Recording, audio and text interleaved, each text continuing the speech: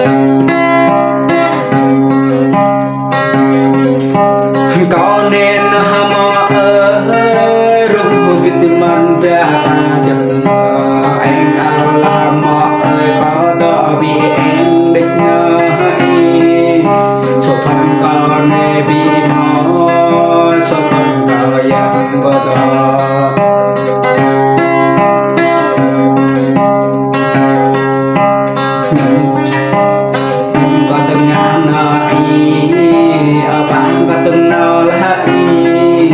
hare ba da bi ke na ma hare ba da bi ya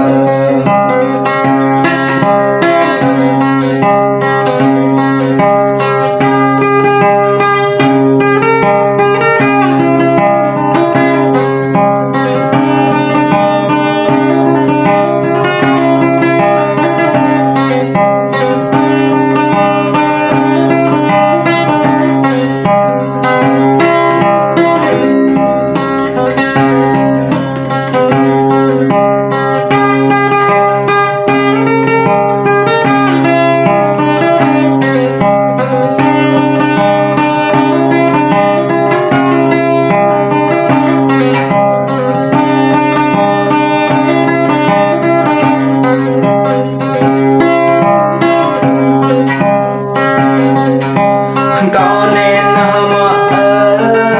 ở bài con từng nào bờ huyền đầm bài cùng mà này ở cùng mà soi bên này đầm bài cùng mà này từng bờ cả bài chẳng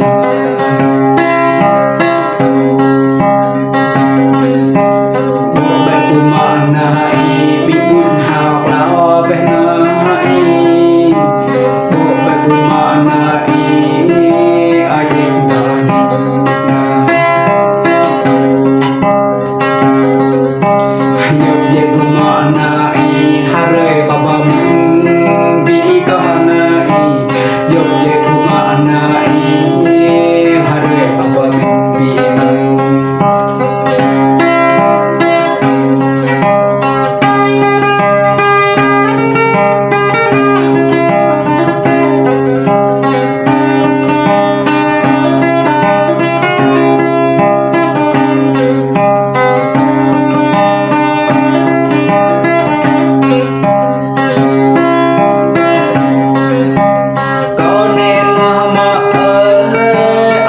Tara thong